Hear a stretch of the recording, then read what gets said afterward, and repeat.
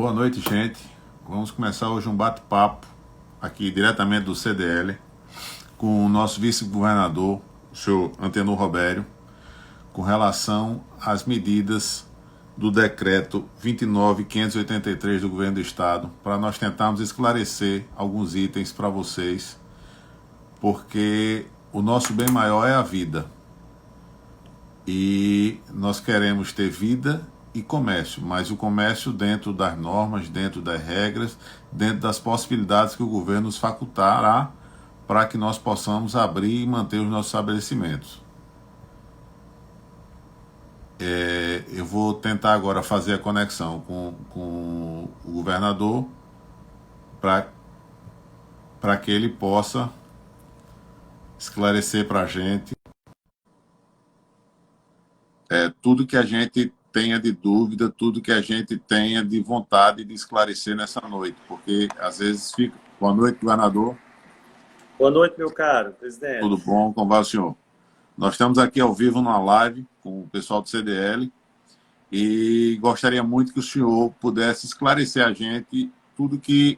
para ficar mais claro esse decreto do governo do estado, porque às vezes gera alguma confusão, alguma coisa. E, como eu falei agora há pouco, o CDL, a gente preserva a vida. E também o nosso ecossistema, o Natal.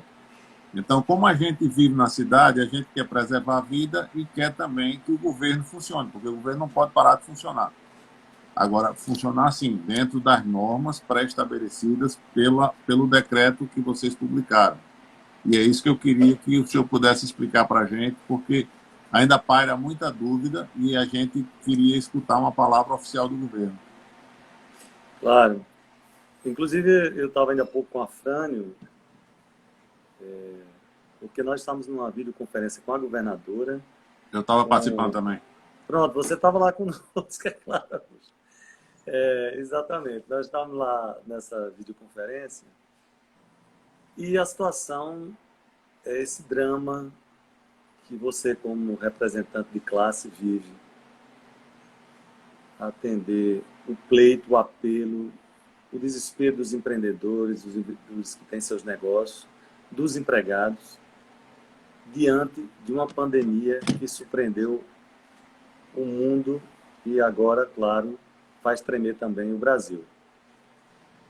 Qual é o drama? O nosso secretário Cipriano participou da reunião e confirmou. Isso é uma questão que você que está nos assistindo tem que pensar. Nenhuma nação do mundo onde a pandemia se instalou, veja o caso da China, que hoje está sendo solidária e ajudando vários países, mas veja a devastação que aconteceu na Itália, na Espanha, na Inglaterra, e agora chega com a força nos Estados Unidos, além do que está fazendo, a devastação que está fazendo na nossa pobre América Latina, notadamente nossos países irmãos aqui, não há uma infraestrutura hospitalar no mundo capaz de dar conta de uma pandemia dessa. Então, se esses países não são capazes, nós temos que pensar onde nós estamos. Nós estamos no Brasil, na região Nordeste e no estado do Rio Grande do Norte. Que antes de nós decretarmos esse decreto de calamidade sanitária, como o resto do Brasil tem feito, nós, ao tomarmos posse, já tínhamos decretado a calamidade financeira do estado do Rio Grande do Norte. Ele já estava quebrado, inviável e falido. Então, imagine o impacto que essa pandemia tem, que faz o Rio Grande do Norte mais sofrimento do que já está trazendo aos outros estados, inclusive aqui do Nordeste. Porque nós não temos uma margem econômica capaz de fazer o que um estado aqui vizinho pode fazer em apoio, muitas vezes, ao pequeno, ao médio empreendedor. É muito pouca a margem que nós temos, porque o estado estava inviabilizado. Quando a gente estava começando a recuperar, organizar o pagamento dos servidores, começando a retomar, atrair o turismo, os investimentos chegando, os investimentos na área da indústria, do comércio, quando começavam a aparecer os primeiros botões de uma primavera que a gente esperava colher mais na frente, veio essa pandemia. Então, é preciso você levar em conta essa situação para compreender que o colapso da saúde pública do estado do Rio Grande do Norte é um colapso muito grande. O mundo todo, o Brasil todo, mas no Rio Grande do Norte, isso nós recebemos um estado de calamidade o problema da saúde. Então, qual é o apelo que nós estamos fazendo a vocês nas próximas 2 semanas? É que as estatísticas são de alta contaminação. E quando a gente pensa em alta contaminação, nós temos que pensar que proporcionalmente, matematicamente, acontecerão os óbitos. Então, qual é o nosso drama? Essas cenas que a gente vê acontecer nos países, onde já não há mais nem onde enterrar pessoas, a gente pensa que isso não vai acontecer aqui conosco. E olha que nós hoje, nós só não estamos... Nós só não estamos ainda em colapso porque 58% é o cálculo que a gente faz, a gente conseguiu garantir essa consciência do fica em casa. Mas a gente está vendo que as pessoas estão se expondo cada vez mais. Então, quanto mais a gente conseguir ficar em casa, mais condições a gente vai ter de proporcionalmente suportar o colapso. Aí você pergunta, por que os decretos? Os decretos criam uma ambiência que é o seguinte: você pode sair de casa para buscar a compra do alimento, a compra da farmácia, ou um insumo que seja essencial. Muitas vezes você tem uma situação em casa que você precisa resolver com um bujão de gás, muitas vezes você precisa pedir e não quer ter o contato e precisa buscar. Enfim, aí você tem que ver que insumos são esses para a sobrevivência que você procura ter. O decreto, então, procurou permitir também o funcionamento das atividades do comércio, por exemplo, que não utilizasse a ventilação artificial. Aí se entenda, inclusive, o ventilador. Mas aí a pergunta é, se abre esse tipo de comércio com a ventilação natural, é só isso? Não. Se exige que esse comércio se submeta a todo um regramento do decreto, em que vai, uma vez respeitado, ensejar em multas pela gravidade, seja grave ou gravíssima, por exemplo, a situação que foi identificada. Qual seja, é preciso que, na frequência daqueles que vão entrar no estabelecimento, seja observada a não formação de filas, a distância de 1,5 metro de pessoa para pessoa. Isso, por exemplo, a nossa fiscalização nesse final de semana identificou muita infração com relação a isso, e a gente está tentando fazer um papel educativo, pedagógico, porque nosso objetivo não é punitivo, não é punitivista, mas é criar as condições de uma circulação das questões essenciais, mas sem colocar a sua vida em risco. Então, aí entra o problema do espaçamento dentro do ambiente de 5 metros. E a proteção dos empregados. Quem entra e quem sai tem que ter acesso ao álcool gel. Quanto mais os empregados precisam ter acesso também ao álcool gel, aos equipamentos de proteção, a questão da máscara. É preciso que haja um anteparo para aquele que está atendendo no balcão.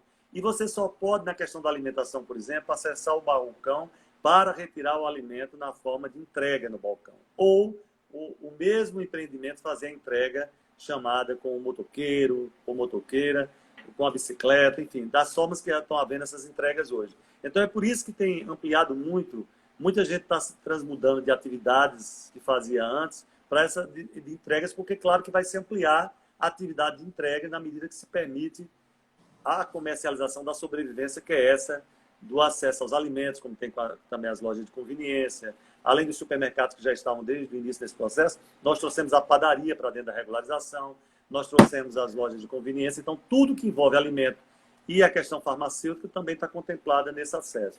E o pequeno comércio que vai abrir, ele não pode abrir em qualquer condições, porque ele vai se submeter a essas regras do decreto, que tem também, próprio de uma sociedade que a gente vive. Muitas vezes, quando você não tem o aspecto coercitivo, a punição é como se a norma não tivesse validade. Então, em linhas gerais, esse é o começo do nosso diálogo. Ficar em casa. Só para concluir. Por que ficar em casa? Feche os olhos. Não há leitos.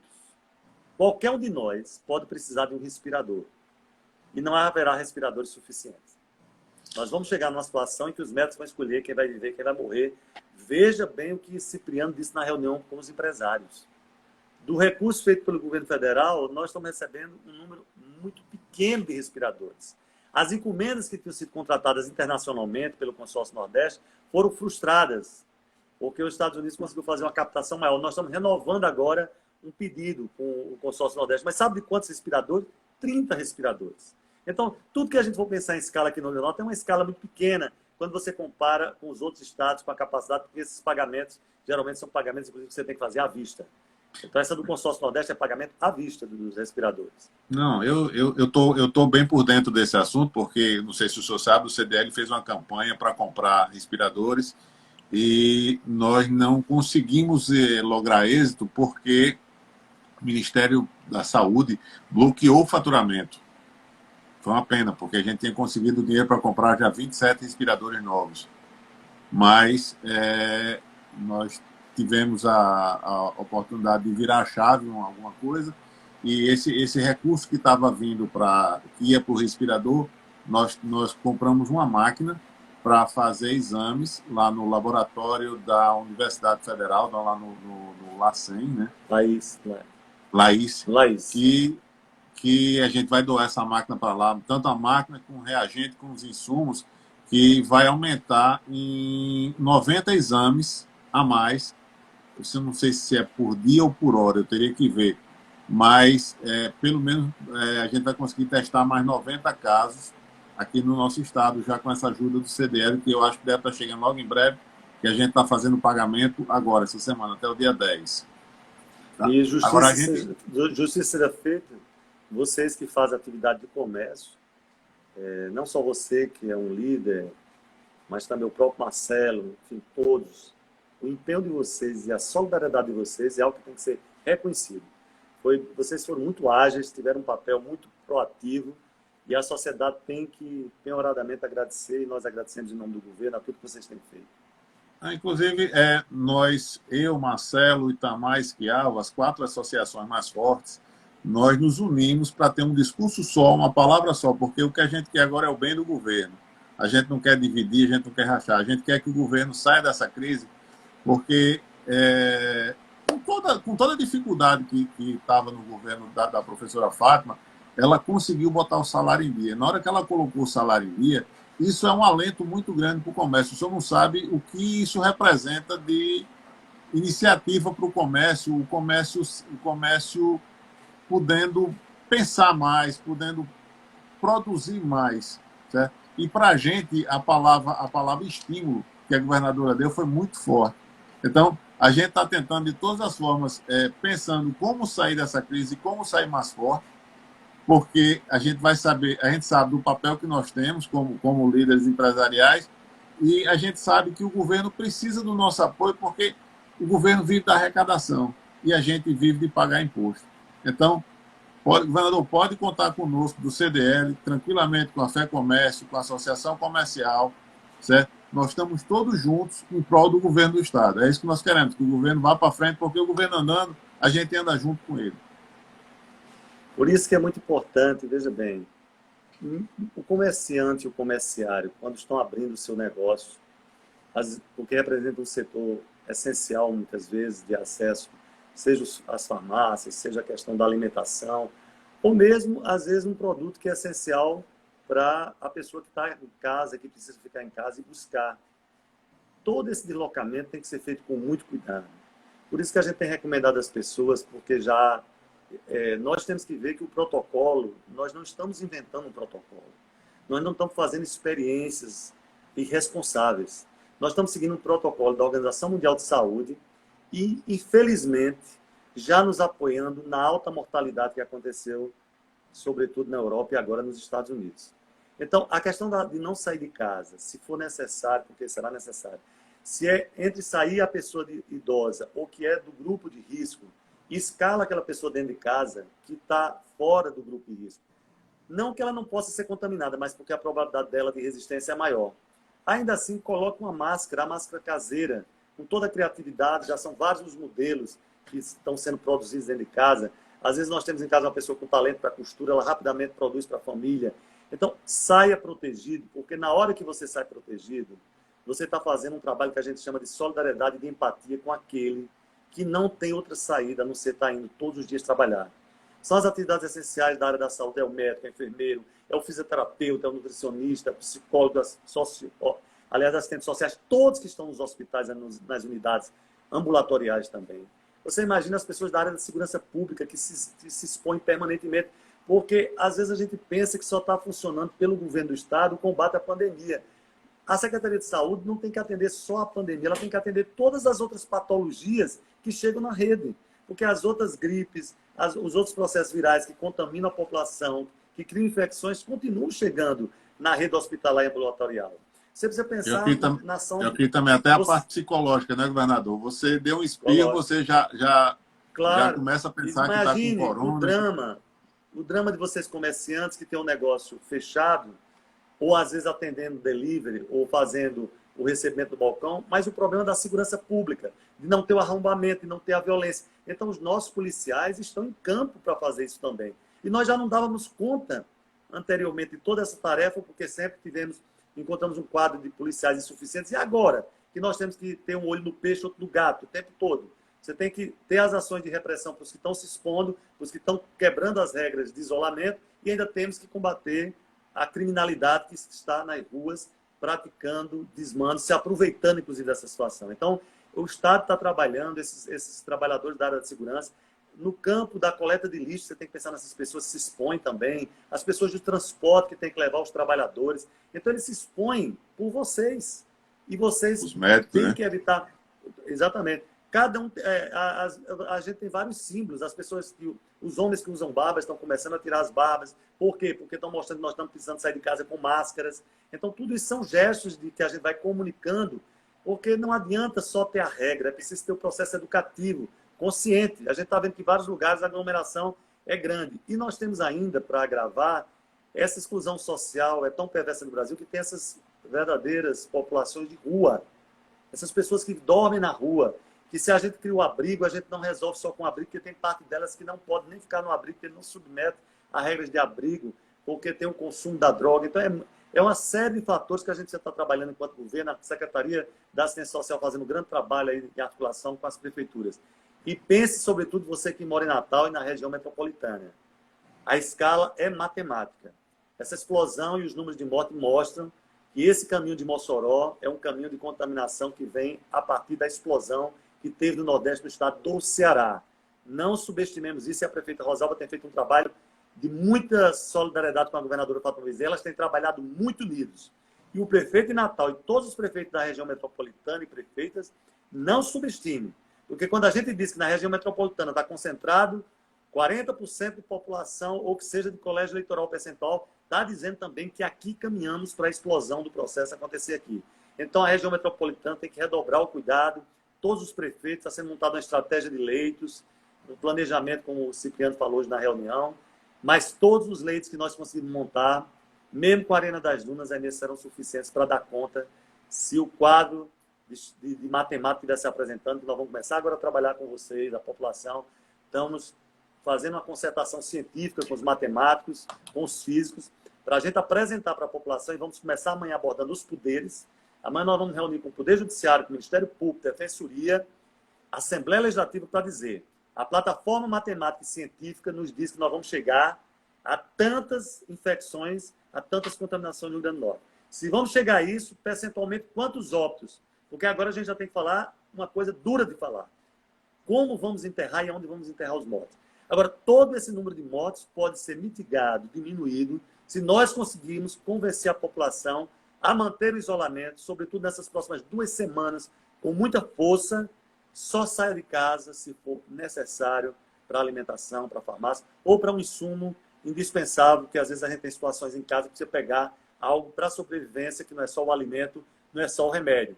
Às vezes a gente tem uma pessoa idosa em casa, uma pessoa que precisa de determinados cuidados, às vezes a gente tem pacientes portadores de cuidado especial que exigem determinados equipamentos, determinados insumos, e a gente se desloca para outras áreas da cidade em busca desses insumos. Então, é a essencialidade que caracteriza o deslocamento.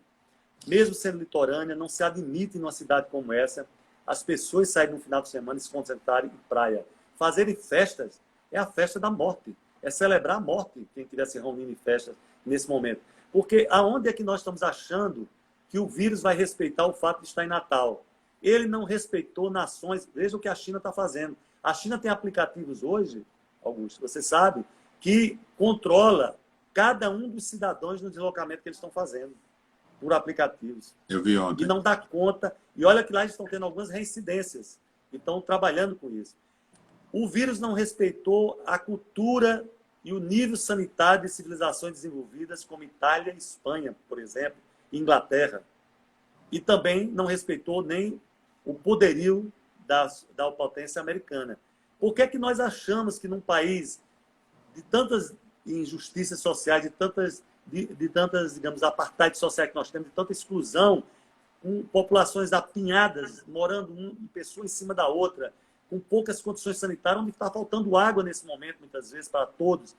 água com condições sanitárias, água para beber com qualidade, por que é que a gente está achando que esse vírus vai nos respeitar?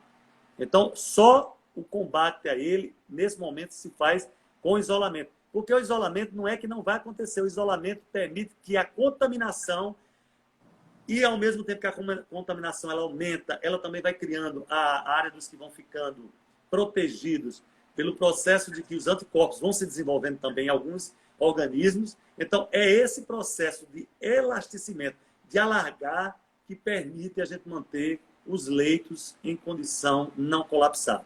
Agora, Então, nós precisamos caminhar para manter essa política, viu? É muito importante. Agora, inclusive, eu queria pedir aos amigos lojistas, né, que quem resolver abrir tem que estar de acordo com as normas do decreto. E se vocês puderem respeitar quem tem qualquer doença, quem é hipertenso, quem é obeso, quem tem mais de 60 anos, poder deixar em casa, eu agradeço imensamente, porque negócio é importante, mas vida eu acho que é acima do negócio.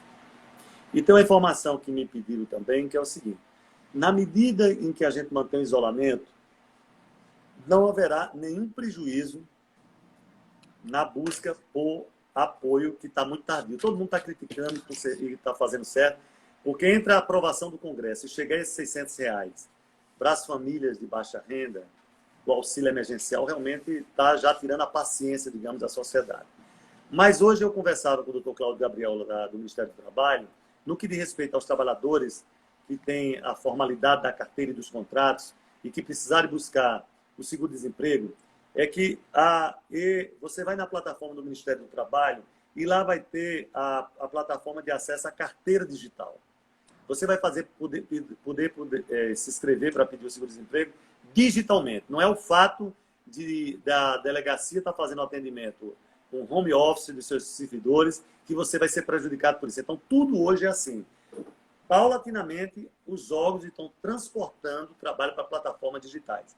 E como hoje existe um grande acesso das pessoas aos diversos tipos de telefone, smartphone, então você pode acessar na plataforma do Ministério do Trabalho a carteira digital, que lá você vai ter um caminho para você se inscrever no seguro-desemprego.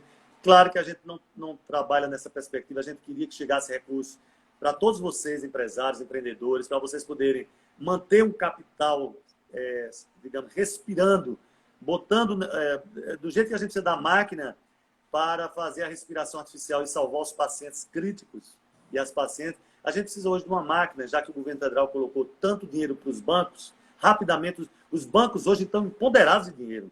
Agora, infelizmente, os bancos continuam trabalhando com a crueldade do conceito que eles trabalharam até agora. Eles não entenderam que essa pandemia mata banqueiro também. Como já matou, né? Já matou do Santander. Do Santander. Então, os bancos precisariam ter a dignidade, a solidariedade, já que os governos, os tesouros estão botando dinheiro na rede de bancos, que eles apresentassem condições, digamos, de dignidade, um contrato com dignidade para que os empresários pudessem reprogramar a sua situação, para que eles pudessem respirar. Nós não estamos falando nem salvar o negócio concretamente agora, que isso ainda vai levar o tempo, mas eles precisam dos respiradores. Quem pode colocar os respiradores hoje, principalmente nos negócios, são exatamente os bancos que receberam do Tesouro o dinheiro para fazer essa ação, mas não para fazer nas condições que eles estão oferecendo. Isso é perverso, é terrível nesse momento. Porque, como eu disse, um Estado falido como o Rio Grande do Norte estava, a nossa margem de ajudar, embora a gente está fazendo algumas coisas no plano dos pequenos, na parte dos tributos, numa concertação com todos os estados, nós estamos fazendo e estamos dando nossa contribuição, mas é como você disse, se cair a arrecadação do Estado do Rio Grande do Norte, como é que o Estado vai pagar a folha dos servidores? E como é que esse dinheiro volta para a economia do comércio, sobretudo? Então, não adianta a gente tirar do Estado que não tem margem, mas quem pode emitir dinheiro, quem pode, de fato, fazer o endividamento hoje e correr mais na frente para se recuperar, e por isso que o Congresso, com muita inteligência, criou o orçamento de guerra. Ele fez um orçamento paralelo ao orçamento do rigor fiscal, que é exatamente para dar uma agilidade e uma dinâmica. Agora é preciso que, além de os parlamentares que estão trabalhando tanto, se empenhando tanto por isso, que o Poder Executivo seja rápido e bote o Banco do Brasil, a Caixa Econômica, para começar a dar exemplo no setor financeiro. É preciso que a Caixa Econômica e o Banco do Brasil sejam os primeiros a dar exemplo de novas práticas bancárias, e não essa forma cruel como estão ainda tratando a questão dos clientes que precisam tanto. Até mesmo, agora nós discutimos nessa reunião, você viu a questão dos consignados. A resistência que o Banco do Brasil tem para entrar numa política de suavizar os consignados para os servidores do Estado, como uma forma de aliviar a situação dos servidores. Então, essas são as duas grandes palavras de ordem da humanidade nesse momento de desgraça. Solidariedade. Você vê que um país como a China, mesmo ainda tendo seus problemas internos, mas já está exportando para vários países. Infelizmente, a gente entrou em uma rota de colisão diplomática que nos atrasou, mas eu acho que o Consórcio Nordeste está trabalhando para recuperar um pouco esse tempo perdido e fazer contratações com a China. Nós estamos tendo solidariedade de vários setores empresariais, de vários setores do comércio, que têm suportado a pressão dos seus associados que queriam abrir e abrir de toda e qualquer maneira, no desespero que estão. Mas é a palavra empatia. Empatia é se colocar no lugar do outro. Se você não conseguir respeitar essa questão da empatia, você estará contaminando. Eu mesmo, que em casa, minha mulher foi a primeira a liderar todo esse processo de dar maior segurança. Sempre tem que ter uma pessoa na casa para liderar a questão da segurança no grupo familiar. Às vezes é a mulher, às vezes é o homem, às vezes é o sobrinho, às vezes é o filho. O secretário de saúde me dizia, meu filho me patrulha até na hora que eu estou dando as entrevistas. É isso. É você se colocar no lugar do outro e saber que os depoimentos do mundo e aqui no Brasil são de pessoas contaminadas, alguns foram até óbito porque não podiam deixar o trabalho. Estavam na atividade essencial. Se você não está na atividade essencial, trabalhe à distância, dê sua contribuição. E se for imprescindível sair de casa, que saia aquele familiar que não está no grupo de risco e coloque a máscara caseira. Porque a nossa grande batalha por máscaras, e o setor industrial brasileiro, aqui mesmo com os empresários, estava havendo um esforço para fazer. Hoje mesmo nós recebemos já doações dessa fabricação doméstica para Natal e também para o Giseuda. Começamos a receber isso. Essas máscaras do setor profissional é uma máscara que tem uma especificação, porque ela tem que render um tempo de trabalho, porque o profissional que lida com o doente, a questão dos líquidos que contaminam, que são os elementos da respiração, são os alimentos do hálito, enfim, de todas as formas em que quem está lidando no hospital tem que falar, se comunicar, tem que atuar, tem que agir, transpiração, tudo. O capote é importante, tudo isso está sendo trabalhado para que essas pessoas corram menos risco, porque elas são imprescindíveis. Elas são de trabalho essenciais, o que muitas vezes não é a sua situação. Então, só saia para pegar o alimento, para pegar a farmácia, ou qualquer coisa que seja innecessário para atender uma pessoa que está em situação excepcional na sua casa. Quando chegar em casa, descarte a roupa. Isso é que é importante também. Descarte a roupa e o calçado, tome um banho e só depois disso tenha contato com as pessoas. Água e sabão são os melhores descontaminantes. São as maiores proteções que você tem dentro da casa. E quando você sair, leve com você o álcool gel, porque você vai precisar, em algum momento, entrando ou saindo dos ambientes, se descontaminar com álcool gel. Essas são as principais orientações. O senhor sabe informar se os nossos lojistas que estão abrindo, eles estão respeitando as distâncias, estão trabalhando toda a recomendação que o governo pede? É ainda muito insuficiente. Nós estamos dando essa semana como um período de adaptação. Inclusive, amanhã eu vou fazer uma reunião com o Coronel Araújo, com a Larico, com a Ana Cláudia. Vou entrar em contato com os bombeiros também, que a questão da praia é muito importante. Não podemos confundir o fato da pessoa fazer uma atividade esportiva isolada de haver aquele ajuntamento de prática esportiva ou mesmo de se juntar a grupo para ir para a praia. Isso não pode. Então, nós vamos fazer todo esse levantamento. Dr. Pedro Lopes hoje participou da coletiva, já falou de como foram as ações de fiscalização nos supermercados. Algumas redes de supermercados estão muito avançadas, muito respeitosas. Eu não vou aqui citar nome por problemas comercial, mas nós temos realmente grupos elogiosos que têm nos procurado até para tentar ampliar isso. Mas, evidentemente, que a gente sabe que as condições nos pequenos negócios precisam de mais adaptação. Não é tão simples assim, porque já não faziam antes. Então, você impor uma regra sanitária é algo que envolve o aspecto cultural também. Mas nós não vamos baixar a guarda. A determinação da governadora é que nós não vamos baixar a guarda. Estamos fazendo isso não para punir você, mas para preservar a sua vida e a dos seus. Não, mas eu sei disso, porque é a maior preocupação nossa lá no CDL, inclusive nós soltamos campanha já com relação a isso, é a vida, tá? Agora eu quero saber se realmente o comércio em si está errando ou o comércio está acertando, para que a gente possa passar uma melhor informação para os nossos associados, porque a gente precisa fazer alguma coisa. Nós, como entidade, tá? Eu acho que a gente está tentando passar o recado. Não sei se nós estamos conseguindo passar o recado como vocês querem. Os dirigentes de associações como vocês, é um trabalho muito elogioso. Essa reunião que nós fizemos antes dessa live aqui, em que você esteve presente, mostra que eu duvido que todos os estados, vamos falar aqui da nossa região Nordeste, estejam no nível de articulação de governador, no caso aqui da governadora, com os líderes do CDL e de todas as áreas de comércio, como você disse, são 4 principais associações, você falou, 4 organizações principais. Nós temos a parte da indústria, nós temos a parte de turismo, nós temos a parte hotelaria, nós temos a parte de transfer, enfim, é uma cadeia muito complexa que a gente vê aqui. E em todos a gente vê essa preocupação. Nenhum deles, evidentemente, como você, nunca deixa de defender. E o que nós vamos fazer? Nós não aguentamos mais os compromissos que estão chegando. É a locação, é o imposto, é a conta de luz. Esse esforço está sendo feito agora junto à COSERN, para tentar que a COSERN entre nesse processo de solidariedade, para só cobrar pelo consumido e não pelo contratado. Então, são muitas ações para a gente pensar.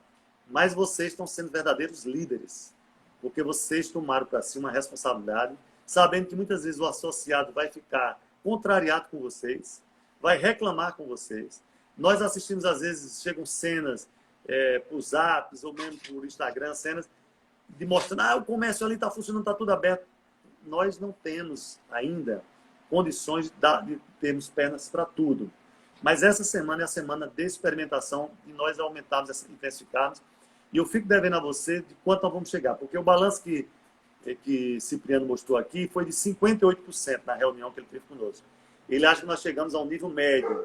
Nós estamos entre os 15 estados em termos de isolamento social, ou seja, nós não estamos entre os piores, mas também não estamos ainda nas cabeças. Então, ainda há muito trabalho pela frente, mas eu vou amanhã me reunindo com os setores que fazem a polícia ostensiva, mas também a chamada polícia administrativa. Porque quem tem poder de polícia administrativa não é só o policial fardado. É todo aquele que está investido numa função essencial e que vai encontrar um comerciante ou um administrado irregularmente.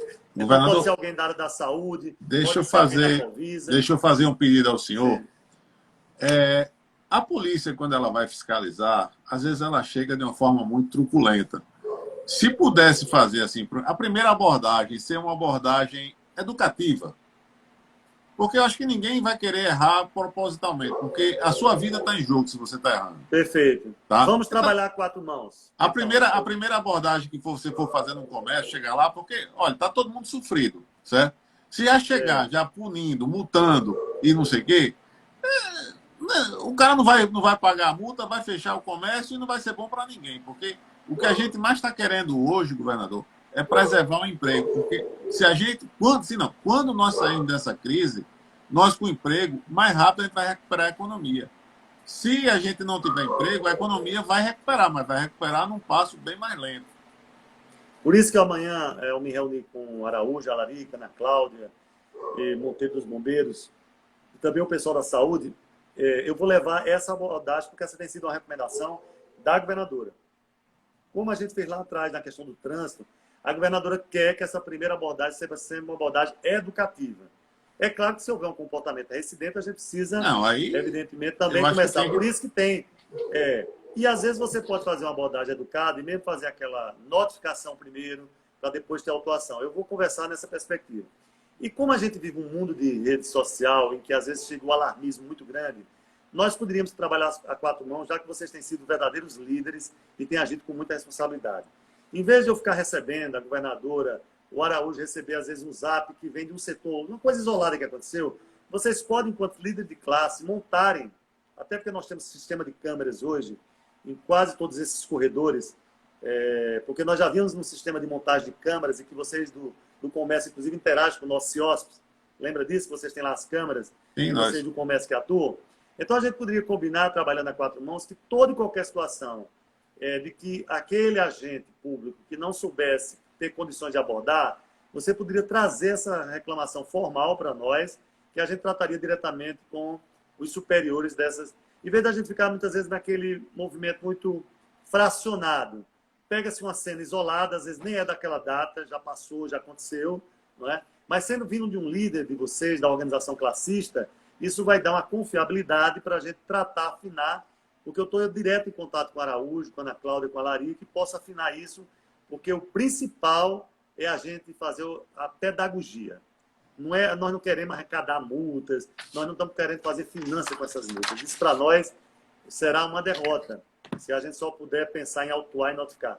A vitória, na medida que a gente, com abordagem pedagógica, consegue convencer e deixar aquele estabelecimento funcionando. Hoje eu não tenho condição, por exemplo, de botar o aparato aqui. Esse aparato eu só tenho condição de botar o que eu tenho que arranjar a pessoa, que vai botar 2 dias. Inclusive, vocês do comércio, evidentemente, vão dar esse suporte. Porque se a loja puder funcionar, botando rapidamente aquele anteparo, vai proteger o caixa, por exemplo, naquele momento. Eu acho que vocês podem fazer também, já que vocês estão providenciando, às vezes, insumos para o Estado, para essa solidariedade, vocês podiam rapidamente discutir, dentro do ambiente de negócio de vocês, que negócios vão funcionando. Aqui só está faltando um anteparo. Ó, esse aqui já tem gel. Não são vocês que estão arrecadando muitas vezes. Não, boa ideia. Não é? Vamos fazer isso. Inclusive, hoje, Tá Esquiavo, da Associação Comercial, ele pediu à governadora para ver o problema de licença para fabricar o álcool. Porque para fabricar o álcool gel, você tem que ter uma licença. Importante. Então, na hora que porque nós estamos num período de guerra, tá? Se a gente conseguisse uma licença com rapidez, com certeza a gente acharia quem multiplicasse esse álcool gel de uma forma consciente, de uma forma profissional, para que a gente possa vender mais rápido, distribuir mais rápido para a população. Porque muitas vezes a gente quer comprar o álcool gel e não consegue. Não tem no mercado, é um produto difícil. Às vezes não é má vontade nossa, às vezes é que a gente não consegue achar. Não consegue mesmo, não. Tá? É um insumo disputadíssimo. E veja bem, daí, de forma criativa, a gente pode também pensar no lavatório de água e sabão. Por que água e sabão? Porque isso pode dar uma escala mais rápida enquanto o álcool vai sendo produzido, fabricado. E ter cuidado com o álcool, porque quando a gente diz esse álcool 70, o que faz a barreira, é altamente também passível de acidentes e queimaduras. Então, a questão do lugar em que esse álcool está sendo usado, às vezes o negócio é muito pequeno e o uso de fogareiros ou de isqueiros tem que ter muito cuidado também. Não, eu acho o seguinte, se a gente conseguir trocar ideias como a gente tem trocado com o governo, porque uma coisa tem que ser missa de corpo presente. O governo ele tem deixado a gente muito à vontade e tem deixado a gente participar muito, trocando ideia com o governo, e eu acho que está avançando muito rápido em certas coisas, exatamente por isso. Porque vocês às vezes têm a ideia, mas vocês não têm a perna para chegar ali. E nós, empresários, chegamos mais rápido, porque a gente não precisa fazer uma licitação, não é tanto 3 meses, não sei o quê, papapá. Então, quer dizer, a gente trocando essa ideia... Entre vocês mesmos já tem quem fornece aquele produto. Essa ideia que você tem agora de colocar um lavatório numa loja, um negócio, botar lá, disponibilizar água, sabão, papel toalha para a pessoa, já às vezes pode até facilitar a vida de um lojista, certo? Que está sofrendo porque não está baixando o álcool gel ou não está baixando alguma coisa para que ele possa se adequar e abrir. Eu acho que essa conversa que a gente está tendo hoje está sendo muito boa, porque está surgindo ideias e a gente vai conseguir divulgar isso para nossos associados. Isso. Esse é o trabalho, meu caro. Dia após dia. Mas é isso aí. Nós estamos juntos nessa guerra. O CDL, o senhor precisar lá, pode contar, porque a gente nunca teve tanto apoio do governo como está tendo da professora Fátima. E do senhor também, logicamente. Pois é, a gente já estava ali cultivando aqueles botões, né, que iam florescer. Já estavam buscando. Faltavam 2 folhas aí. O seu governo fez coisa que outros 3 não fizeram. Que foi incentivo para o atacadista, muita coisa que a gente vinha pedindo isso há 12 anos, não fizeram. Vocês entraram, em 6 meses fizeram. Vocês têm um monstro lá, que é o tal do Cadu, que é um cara mais atencioso que eu conheço, assim, tudo que a gente pede a ele, ele faz. Quando ele não faz, ele diz porque não fez ou vai dar um jeito de fazer. Então, quer dizer, isso é... eu estou achando muito bacana a forma de vocês conduzirem o governo, porque realmente a gente está participando, está dando opinião e está sendo escutado. Porque da mesma forma que vocês precisam da gente, a gente precisa de vocês também. Sem dúvida.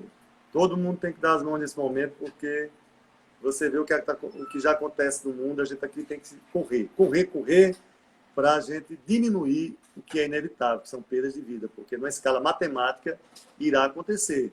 Então é por isso que a gente amanhã já vai abrir com os poderes, depois vai abrir com vocês também, porque segunda-feira vamos ter uma nova reunião. Era bom até você já ver na reunião de segunda-feira que providências vocês conseguiram fazer para esses negócios funcionar dentro das regras, para a gente já compartilhar lá também.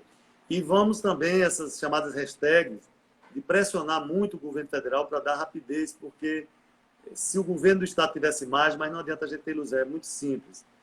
O Estado do Rio Grande do Norte, em janeiro de 2019, quando tomamos posse, nós decretamos a calamidade financeira. Então já estava falido o Estado. Enquanto os outros estados estão decretando a pandemia, nós fizemos agora a decretação de calamidade por questão da saúde, questão sanitária, o nosso casa a crise sanitária, infelizmente, com a falência. Então, por isso que a nossa margem é muito pequena para a gente até ajudar no plano local. A gente tem uma agência que Márcia Maia tem feito um esforço muito grande para movimentar aquele recurso para chegar na ponta para o pequeno empreendedor, para o micro. E aí hoje na reunião ficou claro que tem uma boa parceria também com o Sebrae ali entrando com a AGN para ajudar, mas a escala, o volume que nós precisamos, sobretudo do turismo, no turismo tanto cresce rapidamente a cadeia, quando ela é interrompida, ela morre rapidamente. Então nós temos que correr muito, muito, muito para que a gente vá segurando essa velocidade da contaminação, porque quando a montagem do hospital de campanha ainda leva dias, porque você vê que a gente estava tentando, tem gente, por que vocês estão indo para tal lugar e não... Ainda tem gente perguntando por que escolhemos a Arena das Dunas. Imagine, o Arena das Dunas ele corresponde ao que o mundo inteiro está fazendo.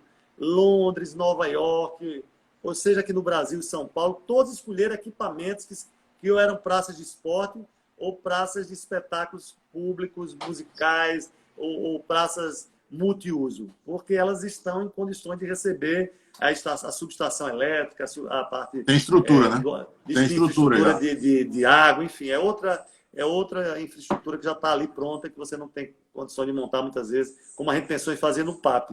É uma obra que só se viria por um rito ordinário, não por um rito extraordinário, como que nós estamos vivendo, que é um regime de guerra. Não, eu brinco muito o seguinte, você ser engenheiro de obra pronta é muito fácil. Agora, vá pegar na colher, ninguém quer, né, governador? É difícil, a posição que vocês estão é difícil. Agora, para criticar, parece 10, mas... Não, e você veja que nós tivemos a governadora, a governadora Fátima nunca vacilou, porque como eles tinham feito essa articulação dos governadores do Nordeste, eles trocaram muita informação. E aí, da China, também criou laços. Então, essas relações que nós tínhamos com a China nos permitiram ver que nós não poderíamos subestimar, e por isso que nenhum governador do Nordeste, e felizmente nós somos bem acompanhados pelo governador do Porto de São Paulo, porque na hora que São Paulo nos acompanha, isso dá um volume, uma repercussão, porque ali é a porta de entrada do Brasil para o mundo. E por lógica da contaminação ali, Rio de Janeiro também. Então os grandes estados também seguiram a ciência, a Organização Mundial de Saúde, e é por isso que nós ainda estamos segurando o que vai acontecer, que é a explosão. Nós não estamos enganando a população. Agora, essa explosão, o tempo dela, a diluição dela depende muito da atitude individual de cada pessoa. Veja como é. Cada um vai fazer a diferença sobre o grau e a velocidade dessa contaminação. Então, Fátima liderou com os governadores do Nordeste essa barreira, e olha que a gente não sabia da vulnerabilidade que estávamos aqui com o Ceará. Quer dizer, todo o florescimento que o Ceará teve, muitas vezes a gente até dizia um pouquinho de ciúme, o Ceará está levando isso para lá, o Ceará levou esse hub, o Ceará está mais desenvolvido, quer dizer, o Ceará terminou sendo a porta de entrada de contaminação exatamente porque foi o processo econômico dele, da circulação dos negócios, fazia um grande contato com a plataforma e a aeroportuária internacional, e também isso deu uma velocidade. Só que isso traz para nós um problema, porque o Ceará, capital, Fortaleza, muito próximo ali de Mossoró. Existem laços muito fortes com relação a toda aquela região. Então, governador, temos que abrir o olho e estar muito atentos. Vai haver alguma barreira entre Rio Grande do Norte e Ceará? Essas barreiras ainda não estão assim determinadas em fazê-lo. As barreiras que estão sendo feitas são barreiras ainda de caráter pedagógico orientador. Se para, se aborda, se pede para a pessoa retornar ao estado de origem, se não tiver. Mas eu creio que o balanço que nós vamos fazer com vocês segunda-feira, essa semana vai ser muito decisiva para medidas ainda mais endurecidas que teremos talvez que tomar pela frente. A princípio, governador, esse decreto está ainda até o dia 23, não é isso? 23, é. Pretende estendê-lo mais ou é como a gente está fazendo com o governo? Cada dia está se reavaliando, vendo, Claro, analisando. se, por exemplo, se o Brasil inteiro entrasse num movimento que Cipriano falou na reunião para nós hoje, que países aqui como a Argentina fizeram, foram extremamente mais duros, né? De que a quarentena adquirisse grau de isolamento e de confinamento para as pessoas realmente começarem a ter que justificar na rua o que estão fazendo, etc. e tal, mas nós ainda não chegamos nessa escala. Então, todos os estados estão mais ou menos com seus decretos, entrando ali dia 20, nós vamos ter aquele feriado de Tiradentes, não é isso? Então, precisa melhorar muito para a gente não precisar passar do dia 23. Esse cenário de isolamento social precisa melhorar muito ainda. Mas, como você mesmo disse, o nosso decreto ele ainda não engessa completamente todo tipo de funcionamento. Então, se a gente conseguisse também, nessa semana, até segunda-feira, naquela reunião, vocês apresentarem um balanço, e nós também, de que o isolamento começou a ser mais respeitado e de que o funcionamento com as regras do 1,5 m, dos 5 metros dentro do estabelecimento, do álcool gel, do sabão, da higienização, das barreiras para os empregados, os anteparos, eu acho que aí a gente poderia ver que isso pode ter novas experimentações. Mas é como eu digo, tudo vai depender da segunda-feira próxima, quando nós chegarmos no nosso balanço lá. Deixa eu fazer uma pergunta aqui, que agora sai um pouco do comércio e indo para o turismo. Foi ventilado sábado, quando houve uma live com o ministro Paulo Guedes, de mudar as datas do feriado. O governo do Rio Grande do Norte é a favor disso ou não? Porque, sabe, do turismo, nós dependemos muito do turismo. E queira ou não queira, mais tarde, hoje não, mas mais tarde, o turismo vai voltar, a gente vai ter que usar os artefatos turísticos que nós temos, por exemplo, lá em Santa Cruz mesmo, aquele negócio que o ex-prefeito Tomba fez, foi muito bacana, quer dizer, valorizou o turismo religioso, regional, quer dizer, a gente está cheio de equipamentos novos e... infelizmente, a gente tem que fazer assim, um comentário com todo cuidado. A prova é que é o seguinte, você pode ser um empresário, um gestor, mas a administração pública é uma coisa que tem muitas particularidades, muita diferença. Quanto mais governar um país continental como o Brasil, o ministro dá provas diurnas de que ele não tem conhecimento do funcionamento do Brasil. Porque quantos feriados nós vamos ter pela frente? Então, significa que depois que nós voltarmos a ter uma sociedade mais sadia. Você falou na questão da religião. Quantas pessoas não vão, por exemplo, querer cumprir promessas que foram feitas durante esse período? Então, assim, só quem não conhece o Brasil e o seu povo tem ideias desse rebaixamento. Nós não podemos apoiar um negócio desse. Quando a luz voltar, nós temos que buscar o sol e não nos escondermos do sol. É isso que a gente tem que fazer. Então, essa proposta é aquela proposta de quem não conhece o Brasil e quem não sabe do povo brasileiro. Esses feriados que vierem depois dessa escuridão serão muito bem-vindos para o povo se reencontrar nas praças, aqueles que tiveram um pouco de recurso conseguirem usar esses equipamentos do turismo. Oxalá a gente chegue lá o mais rápido possível. E não botar isso numa conta que só pensa em juntar dinheiro para pagar essa agiotagem internacional, muitas vezes pagar... Esse povo já acumulou muito, pode esperar. Por que é que o ministro não vai atrás das grandes fortunas? Quando eu falo grandes fortunas, eu não estou falando em sacrificar o setor produtivo, não. Os países desenvolvidos do mundo sabem a diferença entre taxar a atividade produtiva, os negócios e serviços, e taxar a parte da fortuna acumulada, que é aquela que ficam fazendo essa situação dos milionários rasgando dinheiro por aí fora. Não tem nada a ver com a indústria dele, não tem nada a ver com recurso industrial, com os insumos industriais, com os investimentos nas máquinas, nos equipamentos. Isso a gente sempre é a favor de você não onerar a produção, de você não onerar o consumo.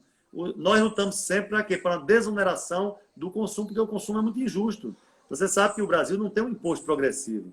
Então, como é que alguém, num momento desse, vai falar em juntar uma dezena de feriados para privar o povo quando o povo tiver luz e sol? Isso, sinceramente, não tem lógica uma Agora, proposta dessa. uma outra pergunta que eu queria fazer ao senhor também é o seguinte: como é que o Estado do Rio Grande do Norte está vendo esse negócio dos postos de gasolina que fornecem comida para os caminhoneiros? Porque a gente não pode parar nas nossas estradas, Não, né? pode não. Como é que vocês vão regulamentar isso aí?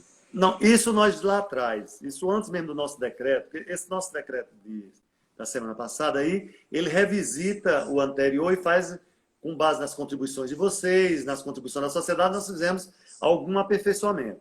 Mas antes disso, no interregno entre esses dois decretos, nós participamos de uma videoconferência com o nosso secretário de Infraestrutura, porque, a despeito das confusões que o presidente fez, e sempre a cisânia, provocando toda essa confusão, até hoje ele foi criar esse ambiente. Como é que você tem um ministro trabalhando e vai criar sempre, vai torturar psicologicamente o ministro o tempo todo de que vai ser demitido? Bom, mas essa é outra matéria. Mas o que é que aconteceu? Felizmente, o ministro dos Transportes estava trabalhando e chamou, então, os secretários de infraestrutura do Brasil inteiro e já atrás, antes desse nosso decreto, nós já dissemos o seguinte: estamos de acordo. O caminhoneiro não pode ter os seus pontos de apoio interrompidos. Agora, tudo que funciona tem que submeter à regra. E o próprio caminhoneiro já sabe disso. Ele não vai entrar num lugar que não tenha condições sanitárias para pegar o alimento dele e se contaminar. Ele vai observar a distância. Ele vai exigir que no balcão ele seja servido numa comida que venha devidamente vedada, para ele não ter tido. Porque o problema da comida é que quando ela tem um manejo, você tem, mesmo que seja na estrada, se você deixar aquele self-service, toda hora tem alguém metendo a colher ali mexendo. Aí a pessoa respira em cima daquilo ali, etc. Então, quanto menos comida manipulada, menos contaminação. Então, é claro que ninguém vai comer com a máscara. Mas o ideal é que o caminhoneiro ponha a sua máscara, pegue a sua alimentação. Ele já está tão familiarizado com o caminhão, geralmente você sabe disso, nesses ambientes de caminhão. Tem verdadeiras super garagem que eles guardam, tomam banho. Já há uma infraestrutura razoável pelas estradas brasileiras. Então, isso nós vamos preservar e manter. E essa é a orientação geral. Beleza, governador. Acho que o senhor esclareceu muita coisa para a gente. A gente está faltando mais ou menos 5 minutos para acabar a live. Eu queria que o senhor desse as suas considerações finais. E, desde já, agradecer ao governo pela abertura que o governo tem dado a gente, a atenção que vocês têm dado a gente, a parceria que a gente está tentando fazer com vocês para que a gente possa sair dessa crise mais fortalecido. Sem dúvida. A gente que desde o início falava no governo do diálogo, da transparência, fizemos da prática o critério da verdade. Porque muitas vezes você diz coisas em campanha e a grande frustração é porque você, quando vai cumprir o governo, você desconsidera aquelas concertações e os acertos feitos em praça pública. A governadora Fátima Bezerra, o tempo todo, procurando sempre saber se o que está sendo feito pelo governo está em acordo com o programa de governo dela, com o que ela consertou, com o que ela acertou em praça pública. E veja que antes dessa pandemia, como a gente já vivia, muitos estão falando em crise agora, mas o problema é que desde que nós sentamos na cadeira, eu e Fátima, e ela como a titular, eu apenas como o seu auxiliar direto e vice-governador, nós nunca tivemos um dia de sossego. Porque contas a pagar de todos os ambientes que chegavam, servidores que foram atrasados. Então, a gente viveu, nesses meses todos, só a palavra crise. E aí, quando a gente pensava que estava cultivando esse ambiente com vocês, com os industriais, com toda a parte de serviços, com os servidores, onde a gente sempre teve um fórum de diálogo, e começando paulatinamente a botar o pagamento em dia, eis que vem essa tragédia, esse cataclisma que vai levando tantas vidas no mundo. Mais uma vez, eu tive a oportunidade de estar com a governadora uma vez, que eu fui lá com o CDL o ano passado, e eu disse a ela: governadora, eu admiro muito a senhora, porque a senhora é uma pessoa que teve coragem de sair do céu para vir para o inferno. Então, a senhora é uma pessoa obstinada, porque muitos fazem isso. Não é qualquer um que tem essa coragem que a senhora teve, não. O senador Agenor Maria e outros dizem que foi ele, né, que cultivou essa frase sobre o Senado. Então, digamos, esse Cadu, nosso secretário de Saúde, Cipriano, Gustavo, Jaime, todos, Aninha, todos os nossos secretários, Virgínia, que é outra, todos os secretários, muitos sempre trabalharam com a guerra, que era aquela crise da falência e da calamidade financeira e orçamentária. E agora se soma essa pandemia. Ninguém parou, só acrescentou trabalho. A governadora transferiu o governo para dentro da Secretaria de Saúde. A secretária, por exemplo, hoje da área social, ela faz toda a programação dela dialogando com a CESAP. A segurança pública faz tudo dialogando com a CESAP, porque não tem um setor que não esteja hoje totalmente entrelaçado com o combate à pandemia, ao Covid-19. Então, nesse momento, mais uma vez, Fátima lidera, esse aqui é muito importante quando você tem o chefe do executivo liderando, lidera essa batalha, motivando todos os seus secretários, todos os seus auxiliares, e ela tem em vocês todos os setores associativos, os empresários, os empreendedores têm tido uma solidariedade muito grande, e nós temos que, mais uma vez aqui, a você, presidente, penhoradamente, e aos demais... Só uma coisa, porque a gente já está quase Sim. encerrando aqui a live. Sim. Se o senhor pudesse colocar o seu telefone na vertical para a gente poder tirar uma Sim. foto aqui para... Isso, Sim. Agora ficou E jóia. se você tivesse me pedido, eu tinha feito isso desde o início. Mas é a minha primeira live, governador. A minha primeira live, eu